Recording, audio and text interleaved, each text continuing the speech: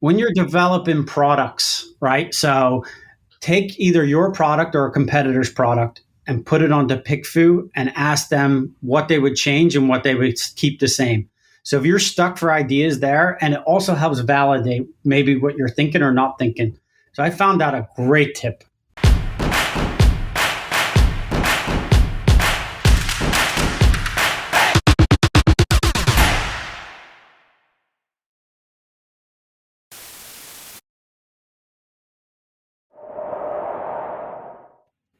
Hey guys, welcome back to the Zoncom podcast. Today I'm very excited about having one of my good friends, Conor, is here. Conor, thank you so much for being here with us. Pleasure, buddy. Yeah, so Conor, you're I know you from inside the Titan network, the mastermind that I'm in, and we actually just saw each other just last week in the flesh, in the real life space. We've been meeting online for the last 2 years basically, and now we saw each other for the first time. We were at the Prosper Show. Prosper Show is in Vegas, and it's usually every March, but of course they moved it out for the pandemic this year. But PSA, people are meeting in real space now. We have the industry conferences are starting up again. And so the Prosper Show is just this last week. And we're just also going to plug Traffic and Conversion is another one I'm going to. It's actually here in San Diego where I live. And that is the second week of September. So, Conor, it was so good seeing you in person. It was awesome, man. It was good to see everybody. And, it's these people you see just virtually a lot of times. And, some of the folks from Helium 10 and other folks from within Titan. It was just great to see everybody again, as the world starts to open up. And it's so funny, too, because, I listen to all these podcasts and I see all these people and I see people being interviewed and interviewers and stuff like that on these podcasts and YouTube videos. And they're just regular, boring people like me and you, but just regular, boring people, right? And, you see them in person, you're like, oh, Bradley Sutton, oh, my God, the host of the Helium 10 Serious Sellers podcast. I'm like, oh, my God, he's right there. Oh, Bradley, hi, hey. It's just so fun seeing, our minor celebrities in the industry, which is, it's just fun seeing those people. And it's funny. I don't know if you noticed this but I was talking to somebody and you happened to walk by and they're like, is that Andrew Erickson? He's tall.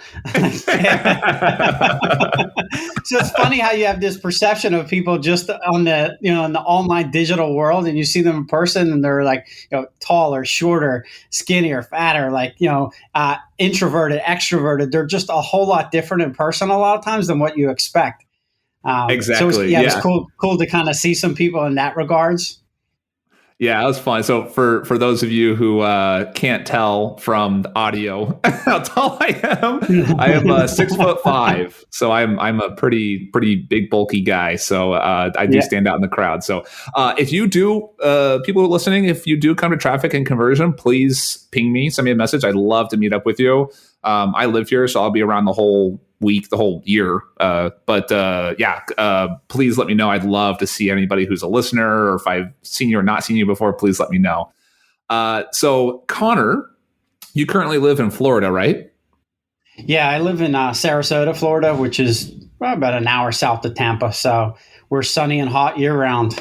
Nice. I love it. Which is much different from where I came from. So yeah, and I it's hard to hear, but you have a very pretty American accent with a little bit of a difference. So I'm guessing you weren't born in the United States, right? No, I was. I was born in Ireland, Belfast, Northern Ireland, and I came to the U.S. I think it's 17 years now. Man, it seems to go so fast.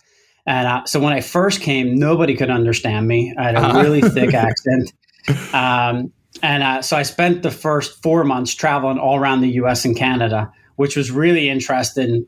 4 Irish guys traveling in a camper van around the country into some pretty remote places that, there's never been Irish people ever flow through. And it was pretty fun, man. Listening to people, talk about where they're from and being interested where we're from. They had no idea where, they'd never seen an Irish person before, and let alone heard one. So that was interesting. For us traveling all around the U.S. and getting to know, the different cultures and different places. Which parts did you go to? So we went from New York all the way down the coast to Miami, all the way through Texas, and we went to a couple of music festivals, and all through California, up into Vancouver, all the way across Canada, back through to Philadelphia. So it was, I want to say probably about 9,000 miles total we did. Oh, wow. You've probably seen more in the US than 95% of Americans. Yeah, we got that message a lot. Now, how old were you when you did that? So I was 22. Fun. Yeah, 22. Nice. Yeah, it was a lot of fun. A lot of fun. And you just moved to the US just for fun, or did like something bring you here? So whenever a lot of Irish people, whenever they're in university, they would travel in the summertime. So I used to come over and go to the beach resorts and just work for the summer, hang out, party, go drinking, chase girls like every other guy. And I got to know these guys at these beach resorts, and I just keep coming back year after year.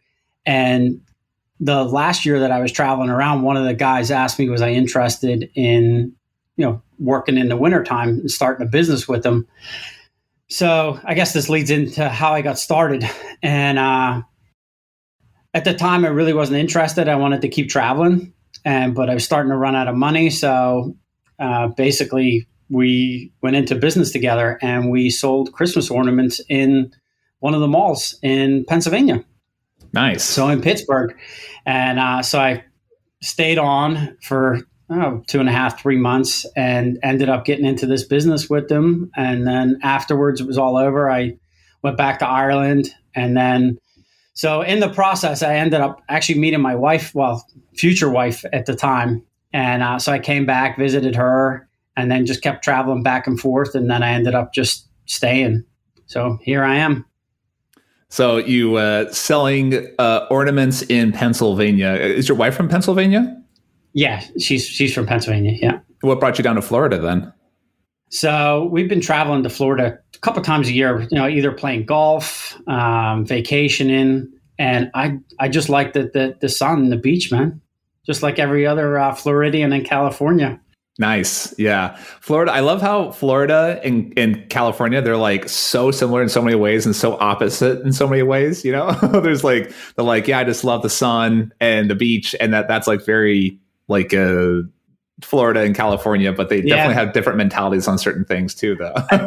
It's funny because I think the two stereotypes that are significantly different is Florida's full of old people. California's full of tech, big tech, right? But it's not all like that. And until I guess you kind of either live here or experience it, you notice that there's for example, Miami is much different than Tampa. Jacksonville is much different than Naples. So you have these little pockets in each of the states that are significantly different. But yeah, I'm a big fan of Florida. Yeah, nice. Yeah, I don't want to shovel snow ever again, man. Ever again. I don't even want to see it. Nice. Yeah, man, that's good. So you started selling your mid or late 20s, you start selling Christmas ornaments, right? Yeah. Did that go anywhere, selling Christmas ornaments? So it was funny. I never forget the first day that we showed up. So we showed up in the mall, we set up this kiosk and whatnot. And I happened to call my mom. It was like maybe the next day or the day after. I said, yeah, I decided to stay for a couple months and make some extra money. And, she replied, who the hell buys Christmas ornaments in October, November? I said, I don't know, Mom. I'm just here working away. So we go through the season, and sure enough, come Black Friday, which at the time I had no idea what Black Friday was. So Black Friday, it just got really busy, and I started to see, how much money was in it. And then, like I said, I went back to Ireland, ended up coming back, worked the beach again one more year, and then ended up working in corporate America. And so I had this kind of side business with this guy. Well, long story short, basically the guy ended up disappearing off the face of the earth with my portion and his portion of the money. And so I was left with almost nothing. And so I borrowed some money from a friend and some from my parents, and ended up setting up my own Christmas ornament kiosk in the same mall. And but what I did have from previous year was the supplier, which was the important part. And I had a good relationship with them. So I ended up calling the supplier, explained the situation. We got some stuff on credit. I used some credit cards and whatnot, and I ended up going through one season. And I thought, you know what, this might be a good little side business. So at the time, I just started in corporate America. And as the years went on, every November, we'd set up this little kiosk. After like the third, fourth year of doing it, we expanded to a couple more malls. And then over the past, I don't know, about 12 years consistently I was doing that. We had up to 17, 18 kiosks all around the northeast of the U.S. So it was good, turned it into a nice 7-figure business. And extremely, we talk about the Amazon space being extremely competitive and a lot of black hat techniques. It's the same in a lot of the malls, right? So if you have a good concept, it's really straight. So in the mall business, it's who gets the mall. So when you have these relationships with the mall, typically it goes year to year to year, but there's a lot of mischievous actors and bad actors even within that work with leasing agents and let's just say there's unethical things that happen that cause you to win malls and to lose malls. Some are of you them like are bribing the? Are you like bribing the leasing guys or something? There's some of that type of behavior, yeah. Interesting, huh? Yeah, it's extremely strange. Let's put it that way. It's not as simple as what some people think, but you have to think of it. It's extremely lucrative, right? Because you're only there for two months. And granted, it's some of the most expensive real estate in the world.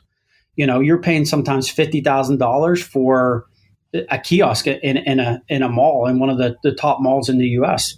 But you can make a couple $100,000 in those 2 months. Wow! So you scaled up to 17 kiosks, and of course across. This is all inside of Pennsylvania still. The Northeast, so Pennsylvania, Maryland, Michigan, Connecticut, New Jersey, so that kind of area, just all up in there. And so I'm guessing it's not just you. Like you probably have a bunch of staff. You probably have like inventory managers and logistics guys, and of course the people actually running the shop. So, well, how is that? I mean, you're at this point, I'm guessing you're mid-20s still. Me 40. Oh, yeah. Sorry. When it was, mid-20s, early 30s. So as we scaled up, really, it was when I was in my early 30s, and I think at our prime we had 70, 80 employees total. Oh, wow. Nice. So how was that, like, scaling up to that level of employee you see my gray count? hair? Yeah, that's that. Seasonal retail is extremely difficult to staff for. Extremely difficult. They're there basically for the week-to-week or day-to-day paycheck. And, once they have enough money to buy Christmas gifts, a lot of them there's a lot of turnover. But we were lucky, as we kind of got into it year over year, we started to build up a consistent staff that, wanted to come back, kids that were in college and things like that. So, but it certainly was challenging, especially since a lot of those were remote. Like I wasn't physically at all these locations from time to time. So the key was hiring a good manager in a lot of these locations, and then and hoping that they came back year to year. Sure. Wow. So you still had a corporate job when you were scaling up? Yeah. Oh, wow. So you're this is like a side gig. You have 80 employees and you're still working a corporate job, and you're like, oh yeah, I got this side thing every October 1st through January 1st. I just hire up 80 people and have managers and teams that run this side business for me.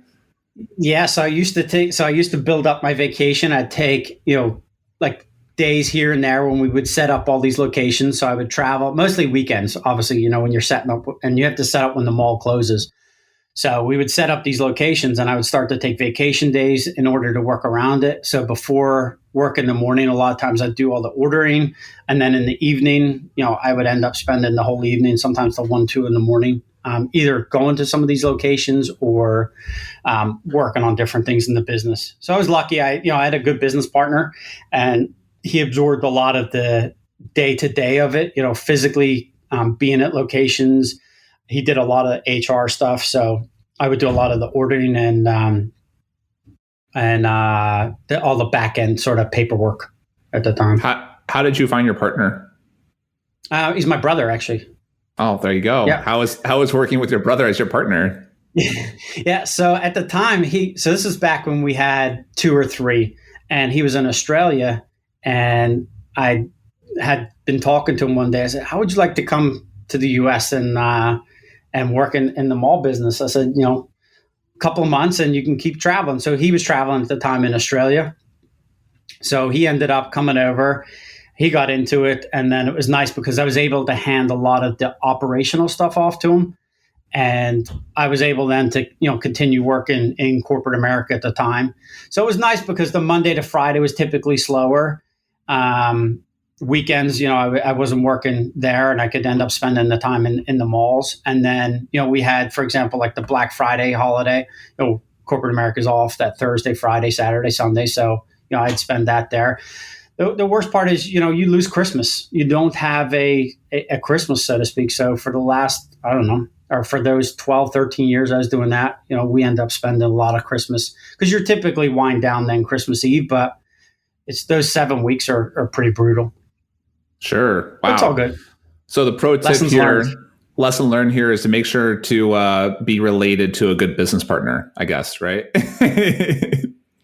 Somebody you can trust, right? Because in a lot of these, especially the brick and mortar aspect of it, you're dealing with a lot of cash back in the day, less so now with credit cards, but you got to have somebody that you can trust and somebody that is morally and ethically, sound, because you're talking thousands of dollars, between all these locations, and, the banks aren't open at 10 o'clock at night whenever sometimes they're closing. So, they hold on to the cash and they're depositing the next day. So, I have a business partner. He's been on this podcast a few times. Mike is his name, and I always tell people, I always joke that he's my business spouse because it some way it feels like we're married in the like we share goals and we share finances and we have to have this big trust, and we kind of have to just assume, kind of just trust that the other person's going to do the thing that they kind of said they're going to do, or they're going to try their best or whatever, and it's intimidating, but having a good partner can really change your business really well. And the opposite is true too. Having a poor partner can really destroy your business.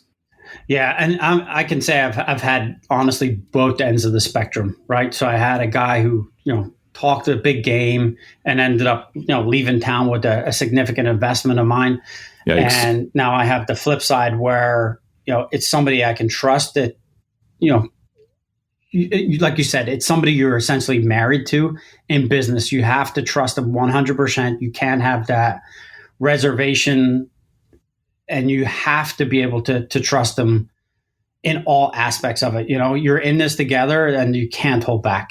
I think anyway, in order to be successful. But like you said, when you find that one or more persons that you can, form that relationship with, I think it allows you to grow faster. It allows you to, especially if they like doing the stuff you don't like to do. That's a huge win-win if you can find that type of person, I think. There's this really good book called Rocket Fuel. Have you read it? I have not. Is that the same author as Traction? Yes. Yeah. Gino Wickman. Yeah. Gino Wickman. Yeah. I love Traction. It's a bit of a, what do I want to say? That's like a eat your vegetables kind of book, right? Like there's lots of vegetables that taste good, but like, it's just, vegetables just don't taste as good as ice cream, but you gotta eat your vegetables, right? So it's good. It's broccoli with a little bit of, cheese on it or whatever, or garlic on it, that it tastes good, but it's still vegetables, right? So it's not like this like, oh my God, crazy page turner, but great book, talks about how to organize your team, how to use a scorecard, and how to kind of like how to do these like weekly and daily stand-ups to make sure your team is on track. Fantastic book. The complement, it's a trilogy, this series, the Traction series. The Traction is the core, the keystone book in the middle of it. I guess the one that comes after that is Rocket Fuel. And that's talking specifically about the CEO of the CEO and the COO, the chief executive and the chief operating officers of the company, and the yin and yang you need between the two. And so the book advocates for a visionary and integrator. Visionary being the one who kind of like pulls the company forward and is the charisma and the idea person. Mm-hmm. And then the integrator is the person who like gets shit done, manages the people, manages the books, manages all the different stuff. And I just so everyone knows, visionaries are about 5 times more common than integrators, because integrators are like, it's like a lot of work. It's like real work. Whereas a visionary is like, yeah, I like having ideas. That's fun, right? The integrator is like, all right, let's get shit done. So do you fall on that visionary integrator, or is that like a different dynamic for you guys? Yeah, I think we would be, I'd say he would be more the integrator and I'd be more the visionary. He's extreme. For example, he's our CFO, so to speak, right? So he's the one that does all of our numbers. He deals with a lot of the HR. He deals with payroll. I deal with a lot of like the Amazon and let's call it platforms, everything from listing to managing the VAs that operate that. So yeah, I think, and then when it comes to the ideas and kind of the direction where we're going, I think a lot of it ends up starting with me. I'll send them these text messages or phone calls, and I'm like, "Hey, I had to call you because I have this idea, and if I don't, I'll forget it." So, unfortunately, a lot of those are typically late at night, right? Or you send an email, it's like, "Hey, I got this crazy idea," and you shoot off an email or call. I have the exact same thing. I'm always like, oh, product. I have this like list. We use Slack for like our chat, right? And I have this like product ideas list, and I look at the time. I like, oh, here's a product idea. Here's a product idea, and I look at the timestamps, and they're like 6 a.m, 2 a.m, 8:30 p.m, like Sunday afternoon. And it's just like, oh, I got this idea. I'll write it down and send it out. So yeah. That's awesome. I'm the same. Nice. I love it. So Conor, okay, so you guys have your cool side gig business going. You hired your brother, or your brother came on as a partner. You're doing the Q4 kind of like crazy weekends and vacation time, and still have your corporate job. When does Amazon come into the picture? So let me just step back just a little tiny bit. So what happened was I had my corporate job, and we had some friends and family from Ireland that were supposed to come over and help run these kiosks in the holiday season. So we'd had ones come over before.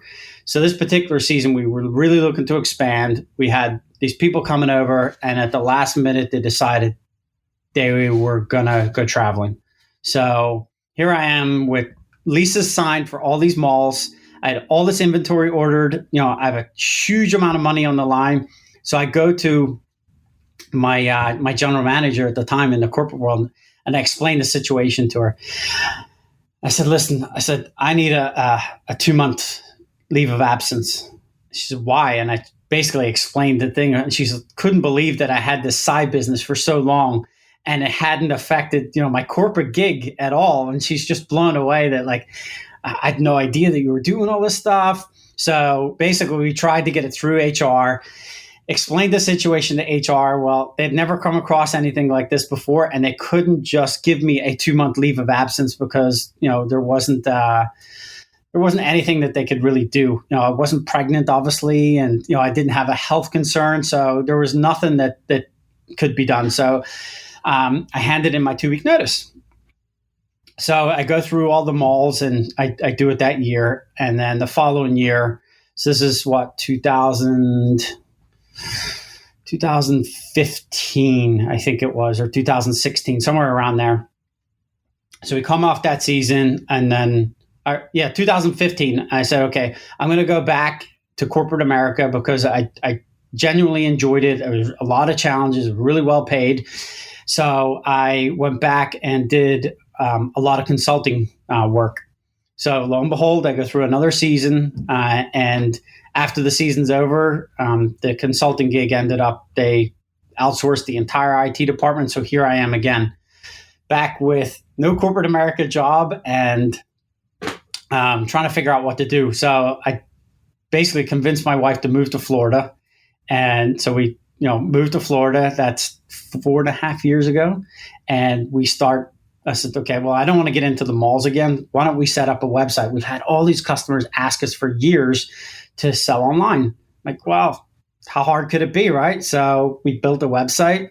We hired a digital marketing agency, and the first year was an absolute disaster. We did 6 figures and made no money. We spent all of our money in advertising.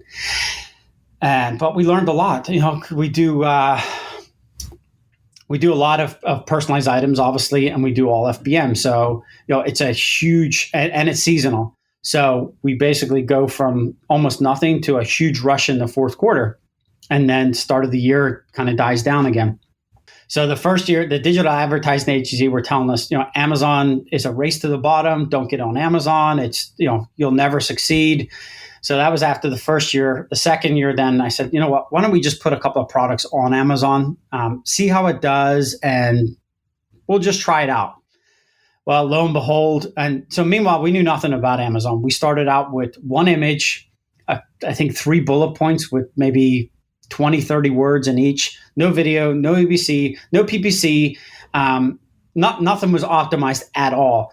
So we ended up doing 6 figures the first year. And I'm saying, oh shit, we're doing this all wrong. Let's really put some effort into Amazon. So that was the second year that we moved down. We get into e-commerce.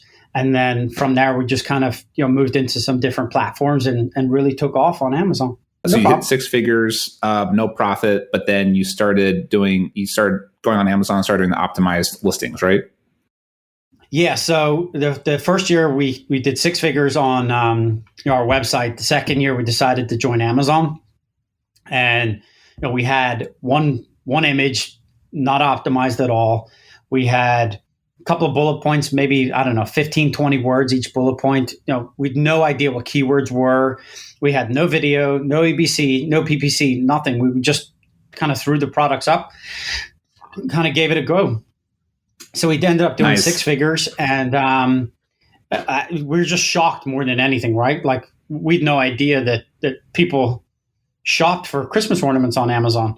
So this was the first year that Amazon actually allowed you to personalize the product, which was really interesting, because before it used to be like eBay, where you had to reach out to the customer, send them a message either through email or through the platform to get the personalization information. And then, so it was really slow and clunky.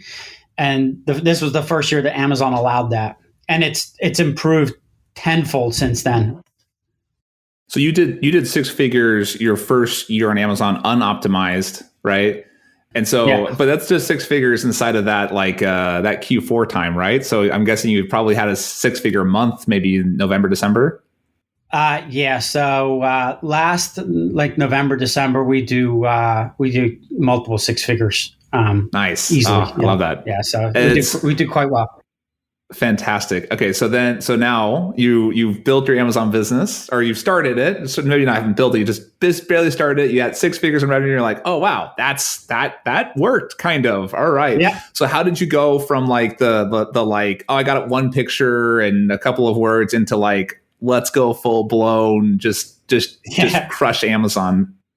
So year 3, we're all excited now, obviously, because we finally made some money after the year before. We're ready to, pack it up and be done with it. This was a disaster. We never should have started e-commerce. To now we're super excited for the year. How do we get all the products on Amazon? How do we get them optimized? Where do we even start, right? And this is before we really knew what we were doing. So I guess this is our second year on Amazon, so to speak. So we go to Upwork, go to Fiverr, go to some of these other freelance jobs sites, and we're trying to find consultants or Amazon experts, so to speak, to kind of help us out. So we ended up finding a few of those, and they're coaching us through it. Okay, you need to have a couple more images, and this is before we even had any lifestyle images or any of that. So we just threw up a bunch of images for each one, optimized them a little bit, added out the each of the bullet points with a bunch of keywords. Again, not even optimized like we should have done them, and started to run some PPC that they managed for us. So I think that was the height of it that year. Was we didn't do anything more than that, and went multiple 6 figures then that year. But the big lesson that year was right before Black Friday, we decided we wanted to split out our e-commerce channels into different bank accounts. Well, we just logged into Amazon and just changed the bank account. Well, Amazon didn't like that so much, and basically we lost our account. So we spent 4 days trying to get that back. I think the first night was just a disaster. You're just trying to deal with the shock of it. You've no idea what to do. You're checking forums and whatnot. So second day, I think I got drunk all day because I was so depressed and pissed off. Third day, I said, okay, well, what are we going to do here? I mean, we have no idea when we're going to get this account back. So, we're reaching out to Jeff at Amazon.com. We're asking some of the freelancers that we've hired before what to do. And in the process of all this, I found Etsy. So, and I know you're a big Etsy fan too.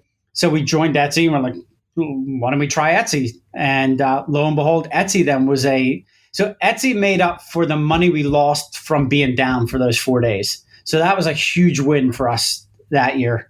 So they say every dark cloud has a silver lining. That was ours that year. Nice. Yeah, Etsy is a fantastic place. And one thing that's kind of interesting, actually, I will do a presentation on this eventually. I had a presentation at Econ World, the conference thingy.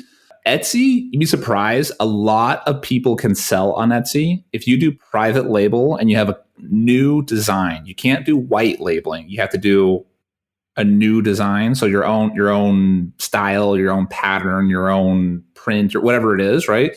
If you have your own special thing, and also in your case, any customizing or engraving or any other things like that, that's all fantastic on Etsy. So a lot of people, probably, I'm going to say maybe a third or half of the private label people that I know out there could possibly open up Etsy as a platform. And Etsy is like, so the volume isn't quite as high there. It's very, very niche specific though, of course, but the volume isn't quite as high, of course, than Amazon. But the people are so much nicer, the customers on Etsy. I think it's just a different platform. And I don't know, but if you've noticed it, but it's changed a lot in the last 6 months. They've really seemed to put a lot of money into it. They're getting better and better with their back end, the marketing aspect of it. They're giving you a lot more granularity, and there's less, issues with, bad actors and unethical people and other sellers. It just seems like it's a nicer platform to sell on. The customers are nicer. So like you said, I think there's a lot of people can sell on Etsy that maybe discount it as being a very, homemade, artsy, craftsy type platform for, a lot of stay-at-home moms or people like that would have typically sold on it. I think it's changing significantly. So I'd encourage people to take a look at it. I'd agree too. Yeah, for sure. Yeah. I actually started on Etsy. So Conor, you and I have actually pretty similar stories because I started on Etsy. I guess I didn't. I started on Etsy. I didn't eventually fall into it, but I started kind of doing small things on the weekends, just like you. And then I also actually had asked for a sabbatical also for my job during Q4. And how'd that work out? Well, it took about an hour of me talking to my boss, going back and forth, saying like, "Hey, can I get a sabbatical?" And he's like, "We don't do sabbaticals." I'm like, "Are you sure?" He's like, "Yeah, I'm definitely sure." And he said, "Well, if we did the sabbatical for you, we'd have to make an exception and like do it. We'd have to make an exception for you." And I'm like, "I'm okay with that. I you can make an exception for me." He's like, "Well, yeah, but like," I'm like, "Well, I'm an exceptional person, so of course you can make an exception for me, right?" But we ended up actually did take the sabbatical, and then I ended up just that year we ended up doing we were just short of 7-figure mark. We were right at that 950 revenue, annual 950,000 annual revenue, and at that point the Amazon stuff was surpassing my day job income. And that's when I went full time. And the big thing too, the reason why I took that sabbatical, so obviously Q4 was going to be my big quarter, but it also lined up really well with going to China for the first time. So I ended up going to Canton Fair for that last week in October. And the idea of me saving vacation time to spend 2 weeks at a trade show, I was like, I really don't want to do that. It's like sabbatical time, not vacation time. So cool, Conor. So you build up your business. You got the Etsy thing going. Nice little pro tip there. Let's get the Etsy's awesome. Let's do it. Right. Look into it at least. Look into selling on Etsy. Now we've built up the business. Now, why don't you kind of tell us, like, if you don't mind sharing some of your numbers or whatever it is you're comfortable with, like, where are you now and kind of what do you see in the future for yourself? Sure. So last year, we had a huge growth last year, unexpected, to be honest, at those types of levels. So we ended up having to actually slow down all of December, unfortunately. So we do multiple six figures on our website, multiple six figures on Etsy. We do a small amount, like 1% of our business, eBay and Wayfair, and then a large majority on Amazon. So we're a seven-figure seller on Amazon. And so we just under multiple seven figures for the year. And then projection for this year would probably be probably double, 2.5, maybe 3 times last year, if we could keep up the volume side of things. Nice. I love it. Love it. Going from the small kiosk, just you and the kiosk and a buddy or whatever who then like basically rips you off, right? That small kiosk, and then growing into a team of 80, leaving your corporate job, and then like building up to this, you're just at that, just under the 2 million marks. That's fantastic. Connor, good job. Thanks. It's really funny so we've had the same supplier from day one, right? So he's become like a really good friend. And it's funny, he was joking the other day. He's like, man, I remember when you used to order like $10,000 of product from us, and now we order hundreds of thousands of dollars of product with them. And now we have, our own custom designs. And it's actually really funny because now they're coming to us saying, hey, can you give us some projections for the year? Because we need to order our inventory. So It's kind of interesting how this has kind of evolved into, a very close relationship with them. Before we were just, an extremely small customer. Nice. That's the same as me. Are you me, Connor? Like what? No wonder we get along. Yeah, we have a single supplier for most of our stuff, and I remember back when we were arguing whether we could get our MOQs down to like 400 units. And he was like, no, we need 1,000. We're like, can we just do like 400? And he's like, how about 500? Like, no, 400, please. And then and then that was the first Christmas. The next Christmas we were, so first order, we ended up doing like, we tried to negotiate down to 400 and ended up settling at 500. And then the second order, we ended up doing like, I don't know, 2,000 units or something. So like, it's okay. Right. And then the following Christmas, that's a year and a half after meeting him, we placed $110,000 production order, like an inventory order. That was awesome. For Q4. And nice. We were like, oh, awesome. All right. We went from like negotiating down to like 400 or 500 units to purchasing whatever that number was, 15,000 units or something. And I think you got an important kind of pro tip there, right? Is like, even though a manufacturer might tell you that, you need a 10,000 unit order, give them a reason to take a chance on you, right? You just never know, reach out to them and see if they'll do something and try different things. You just don't know what's going to take off, right? I'm sure whenever you ordered the 500 units, you had no idea. And I'm sure he definitely had no idea that you were going to be ordering 110,000, the following year. Yep. And also you kind of want you want to like paint them this picture that you are super cool and awesome and you're going to grow. And then also the big thing too, I find that people sometimes have this antagonistic relationship with their supplier. They're like, okay, let me beat them down because every dollar I can take from them is a dollar. Every dollar that I don't give them is profit to me. In some ways, that's true. I mean, on like accounting wise, that is true. Yes, if you take 20 cents from the cost of production, that is 20 cents extra in your pocket. Yes. However, I don't like having antagonistic relationships. I want to have like a friendly relationship, right? A protagonist relationship, I guess, right? And so I always tell them like, you're my partner. We're in this together. Let's figure out how to do this together. Let's figure out together how we can bring our prices down, right? So you tell me, let's think together. Can we think about packaging? Can we think about doing bulk ordering? Can we think about planning? Can we think about maybe if I guarantee or if I soft guarantee you a 10,000 units in the next 6 months?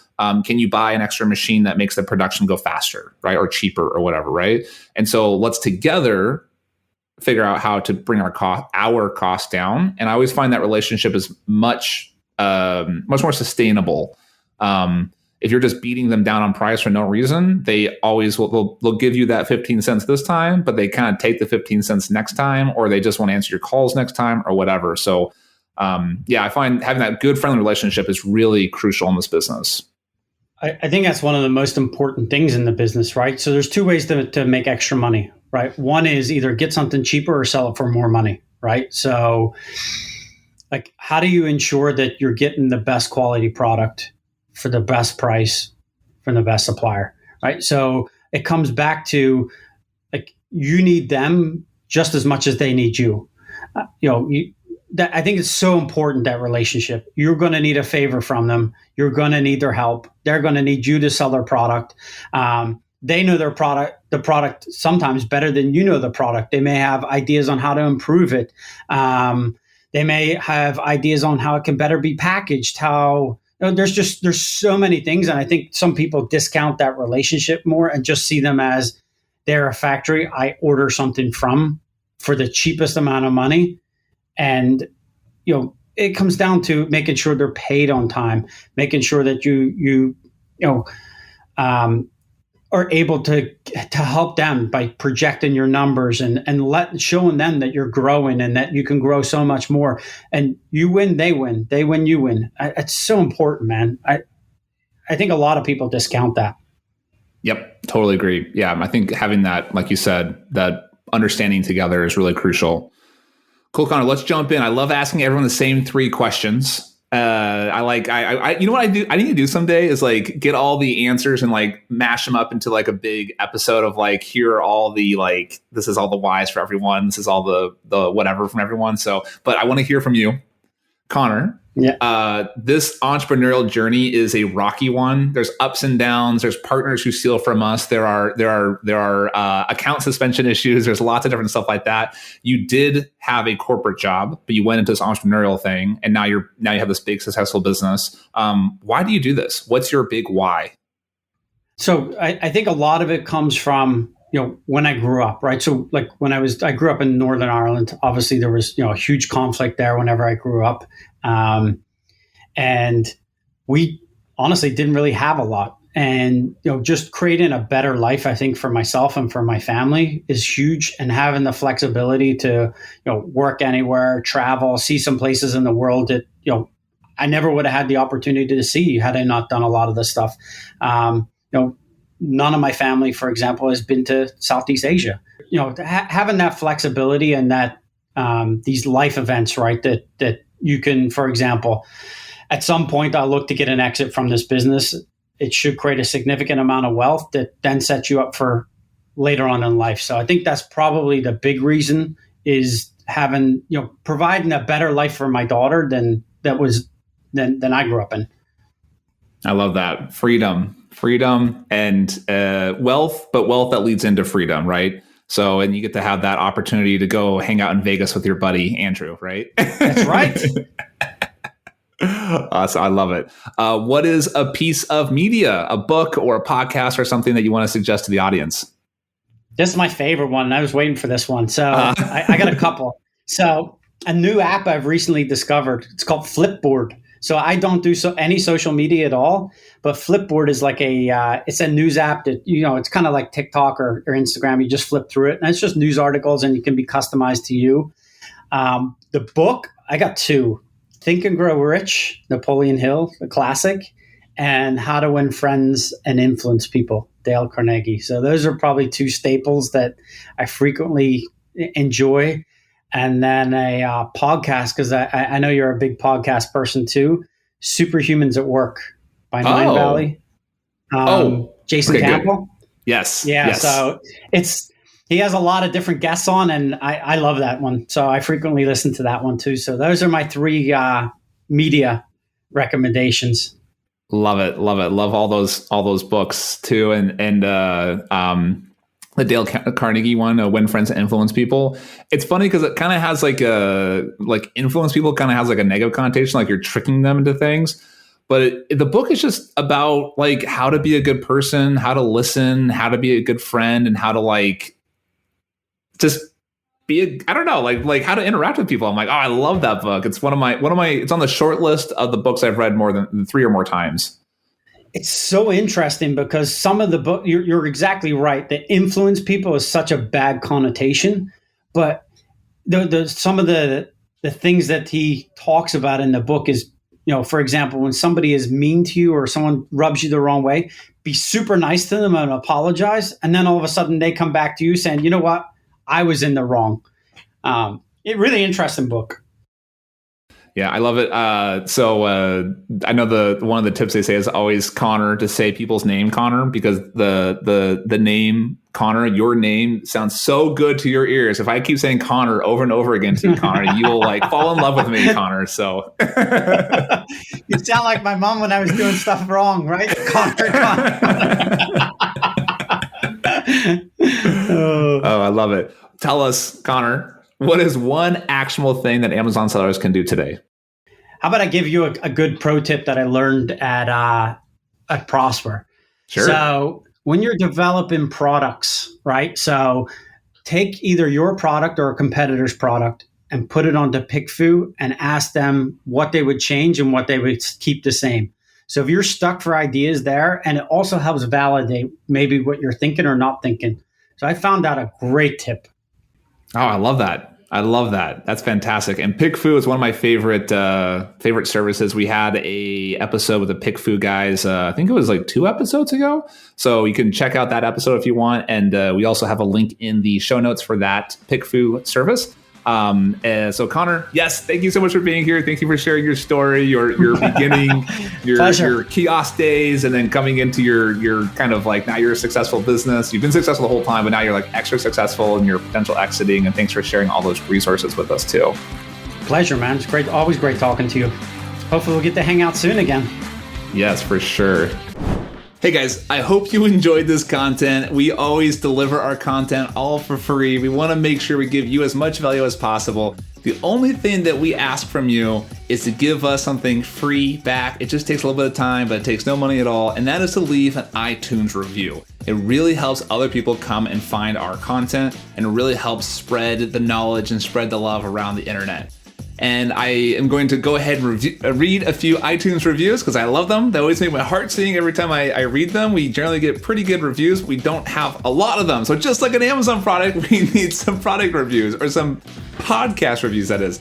And so here I'm going to read a review from Clarice Gomez. Awesome podcast. Andrew, the host of the ZonCon podcast, highlights all the aspects of Amazon private label sellers and more in his Can't Miss podcast. The host and expert guests offer insights, advice, and information that is helpful to anyone that listens. Yes, Clarice, thank you so much. Yes, please go to iTunes, leave us a review, and write out something. You don't have to write out anything. Just hit those 5 stars, give us that rating. So I really appreciate it, guys. Thanks so much.